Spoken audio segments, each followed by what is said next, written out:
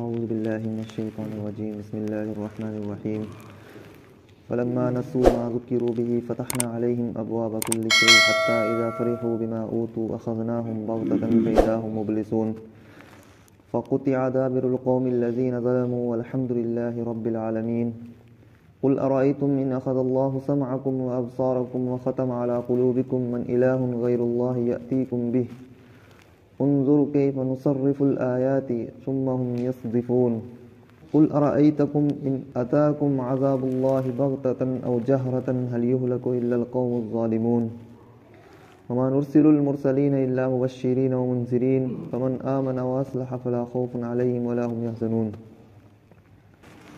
جب وہ بھول گئے اس چیز کو جس کی انہیں یاد دہانی کی گئی تھی تو ہم نے ان پر ہر چیز کے دروازے کھول دیے یہاں تک کہ جب وہ خوش ہو گئے اس چیز میں جو ان کو دیا گیا تو ہم نے ان کو اچانک سے پکڑ دیا. فَإِذَا هُمْ مُبْلِسُونَ پھر وہ حیران اور ششدر رہ گئے. نعمتوں میں کسی انسان کی بدکاری کے باوجود نعمتوں میں اضافہ استدراج کہلاتا ہے کہ ان نعمتوں کے آنے کے باوجود انسان شکر اور اللہ کے حمد کے بجائے اور مزید تکبر اور گھمنڈ میں اترا جاتا ہے. پھر اللہ رب العالمین اور کچھ ڈھیل دیتے ہیں لیکن پھر اچانک سے آ پکڑتے ہیں, اچانک سے عذاب آتا ہے, پھر وہ حیران اور پریشان اور ششدر رہ جاتے ہیں. پھر ایسی صورت میں فقطع دابر القوم الذین ظلموا ظالموں کی جڑ تک کاٹ دی جاتی ہے. جتنے بھی ظلم کرنے والے ہیں جو اللہ کی نافرمانی میں ہیں تو ان کی جڑ تک کاٹ دی جاتی ہے, بالکل تباہ کر دیا جاتا ہے اس قوم کو. والحمد للہ رب العالمین اور اللہ کے لیے تعریف ہے جو رب العالمین ہے. ظالموں کی جڑ کٹ جانا یہ سبب ہے اللہ کی حمد کا. کس طرح ہے؟ کسی کے عذاب پر حمد نہیں ہے بلکہ زمین سے ظلم کا اور ظالم کا ختم ہو جانا اور زمین کا پاک ہو جانا کہ ظلم سے اور زمین کا ظالم سے پاک ہو جانا یہ نعمت ہے دوسرے باشندگان کے لیے. دوسرے جو رہتے ہیں زمین میں ان کے لیے نعمت ہے کہ ان سے وہ ظلم ختم ہو گیا ہے. تو پھر اللہ رب العالمین کی یہ نعمت ہے. والحمد للہ رب العالمین اللہ کی حمد ہے جو کہ تمام عالمین کے رب ہیں. قل ارائیتم ان اخذ اللہ سمعکم آپ فرما دیجئے کہ کیا تم کیا سمجھتے ہو کہ اگر اللہ تمہاری سماعت کو چھین لے, تمہارے سننے کو اللہ ختم کر دے اور تمہارے دیکھنے کو ختم کر دے اور تمہارے دلوں پر مہر لگا دے تو پھر اللہ کے علاوہ کون معبود ہے جو پھر دوبارہ اس کو لے کر آ جائے؟ اللہ رب العالمین اگر کسی کی آنکھوں کو ختم کر دیں اور کسی کی سماعت کو ختم کر دیں, دلوں پر مہر لگا دیں تو پھر خدا کے علاوہ کوئی دوبارہ اس کو لانے والا نہیں ہے. آج کے دور میں بھی میڈیکل سائنس چاہے جتنی ترقی کر لے لیکن جس نظام کو اللہ رب العالمین ختم کرنا چاہیں تو پھر دوبارہ اس کو نہیں لگایا جا سکتا. ایک جز بھی انسان کے اندر نہیں پیدا کیا جا سکتا. آنکھ اگر کسی کی ختم ہے پیدائشی طور پر, ہلکی عرضن اگر کچھ بیماری ہے تو اللہ رب العالمین نے دوائیوں میں شفا رکھی ہے, لیکن جس کے دماغ میں اللہ رب العالمین نے سافٹ ویئر نہ ڈالا ہو دیکھنے کا تو پھر اس میں وہ سافٹ ویئر کون ڈال سکتا ہے؟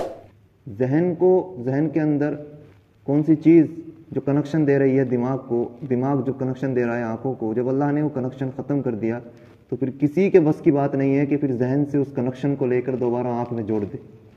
تو اسی کو اللہ رب العالمین کہہ رہے ہیں کہ اگر اللہ تمہاری سماعت کو لے لے اور تمہاری بصارت کو ختم کر دے اور تمہارے دلوں پر مہر لگا دے تو پھر کون ہے اللہ کے علاوہ جو پھر دوبارہ اس کو جلا سکتا ہے, دوبارہ دے سکتا ہے. انظر کیف نصرف الآیات ثم هم یصدفون تو دیکھو تو صحیح کیسے ہم نشانیوں کو پھیر پھیر کر بیان کرتے ہیں پھر وہ لوگ نظریں چراتے ہیں. ثم هم یصدفون وہ لوگ نظریں چراتے ہیں. یصدفون صدف یصدف جو لفظ ہے یہ اس اونٹ کے بارے میں کہا جاتا ہے جو بیمار ہو اور بیماری کے عالم میں منہ لٹکائے کھڑا ہو, اس کے سامنے گھاس دکھا رہے ہیں پھر بھی منہ لٹکائے کھڑا ہے, اسے کچھ سمجھ ہی نہیں آ رہا ہے. تو ایسے ہو جاتے ہیں حق کو دیکھ کر جان بوجھ کر بھی. ادھر حق اللہ رب العالمین کی جانب سے حق آ گیا ہے دوسری جانب منہ پھیر کر کھڑے ہو جاتے ہیں. ثم هم يصدفون، پھر وہ نظریں چراتے ہیں. قل ارأيتم ان اتاكم عذاب الله بغتة، آپ فرما دیجئے تم کیا سمجھتے ہو کہ اگر تمہارے پاس اللہ کا عذاب آ جائے اچانک سے، او جہرتن، یا ظاہری طور پر آ جائے، هل يهلك الا القوم الظالمون، تو ہلاک کیے جائیں گے وہی لوگ جو قوم ظالم ہوگی.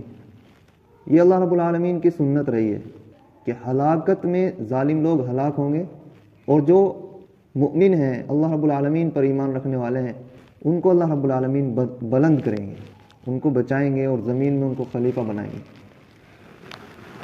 وما نرسل المرسلین الا مبشرین ومنذرین.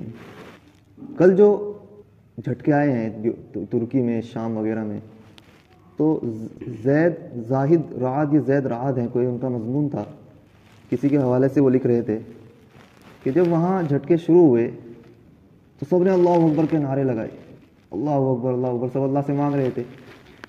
تو برابر کی بلڈنگ میں اس شخص کی جانب سے بھی آواز آ رہی تھی جو کھلے طور پر ملحد تھا، وہ بھی اللہ اکبر کے نعرے لگا رہا تھا، جو اللہ کو نہیں مانتا ہے، جس نے کھلے طور پر وہ بحثیں کرتا تھا اللہ کے ثبوت بھی کی، اللہ کے وجود کی.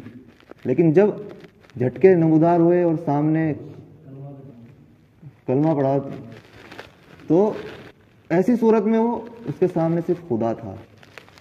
حالت یأس میں، حالت مایوسی میں جب انسان اس خدا کو پکارتا ہے تو پھر اللہ رب العالمین اس مایوسی کے عالم میں توبہ تو قبول کرتے ہیں.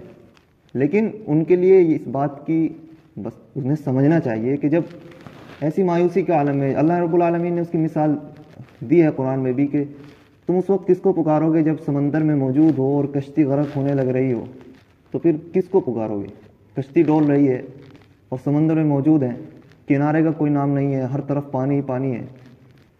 اب خطرہ، اب صرف پکارنا جو ہے اس خطرے میں صرف اللہ رب العالمین کو ہوتا ہے. جو ایسی مایوسی کا عالم میں اللہ کو پکارتا ہے تو پھر نعمت ہونے کے باوجود خوشحالی میں تو اللہ رب العالمین کے احکام کی زیادہ پاسداری کرنی چاہیے. مایوسی میں اور تنگی میں تو ملحد تک کے پکار جاتے ہیں اللہ کو، اس سے دعائیں کرنے لگتے ہیں. لیکن اصل دیکھا جاتا ہے کہ ہماری خوشی کا عالم کیا ہے. ہماری خوشی کا عالم جب ہم زیادہ خوش ہوتے ہیں، کسی شادی میں، کسی بچے کے ہونے پر، کسی ایسی جگہ میں جہاں ہماری زیادہ خوشی کی رسم و رواج زیادہ چلتی ہیں، اس میں ہمارا ایمان اور ہمارا اسلام سلامت ہے یا ہم گھر چھوڑ کر چلے گئے اس اسلام کو. اصل تو وہاں دیکھا جاتا ہے جب انسان ختم ہو گیا مایوسی کا عالم میں، پھر تو وہ اللہ کو پکارے ہی گا. اللہ کو تو پھر وہ بھی پکارتا ہے جو اللہ کو نہیں مانتا. اصل تو دیکھا جاتا ہے کہ وہ خوشی کے عالم میں بھی پکارتا ہے. اسی وجہ سے حدیث میں آیا ہے کہ جوانی کی دعا اللہ رب العالمین کو زیادہ پسند ہے. بڑھاپے میں جب اس کی کمر جھک گئی، کسی کے بس کی، اس کے بس کا کچھ نہیں رہا، تو پھر وہ اللہ ہی کے سامنے گڑ گڑائے گا. لیکن جوانی کے عالم میں جب وہ فرحت میں ہے اور تندرستی میں ہے، پھر ایسی صورت میں اللہ کو پکارتا ہے اور اس کے سامنے دعائیں مانگتا ہے، تو پھر وہ زیادہ قبول ہوتی ہے، اور وہی اللہ رب العالمین کو پسند ہے. تو اس سے اللہ رب العالمین کہہ رہے ہیں کہ اس سے سبق حاصل کرنا چاہیے کہ مایوسی سے پہلے انسان فرحت میں ہی اللہ رب العالمین کے احکام کی پاسداری کرے. وما نرسل المرسلین الا مبشرین ومنذرین. اور ہم نے رسولوں کو اس لیے نہیں بھیجا، ہم نے رسولوں کو صرف اس لیے بھیجا ہے تاکہ وہ خوشخبری سنائیں اور لوگوں کو ڈرائیں. خوشخبری سنائیں مومنوں کو اور ڈرائیں دوزخ سے جو ہے کفر کرنے والوں کو، شرک کرنے والوں کو. مطلب یہ ہے کہ ہم نے رسولوں کو اس لیے نہیں بھیجا جیسے تمہارے مطالبات ہیں. وہ کہتے ہیں کہ اگر رسول آ گئے اور اگر آپ حقیقت میں نبی ہیں تو پھر ایسی صورت میں ساری دنیا کے خزانے ہمارے لیے جمع کر دینا. اللہ سے آپ کی بات ہے، اللہ سے دعا کریں کہ ساری دنیا کے خزانے. ہم نے رسولوں کو اس لیے تھوڑا ہی بھیجا ہے کہ وہ خزانے جمع کرتے پھریں. ہم نے رسولوں کو اس لیے نہیں بھیجا کہ وہ آئندہ کی مصیبتوں کے بارے میں بتائیں کہ آپ کو فلاں راستے پر جانا ہے اس لیے وہ ٹھیک ہے، اور فلاں راستے سے نہیں جانا ہے وہاں ایکسیڈنٹ ہو سکتا ہے. اس لیے نہیں بھیجا، بلکہ آخرت میں کیا چیز کامیاب ہے اور کیا چیز ناکام ہے اللہ نے اس لیے بھیجا ہے. بشارت دینے والا اور ڈرانے والا بنا کر بھیجا ہے. فمن آمن واصلح، پھر جو شخص ایمان لایا اور نیک عمل کیا، فلا خوف علیہم ولا هم یحزنون، تو ان پر نہ کوئی خوف ہوگا اور نہ وہ غم زدہ ہوں گے. ایمان والوں کے لیے بشارت ہے، ان پر نہ کوئی خوف ہوگا. حدیث میں آیا ہے کہ جو شخص مسلمان ہے، ایمان والا ہے، اس کے لیے دونوں حالتوں میں آسانی ہے.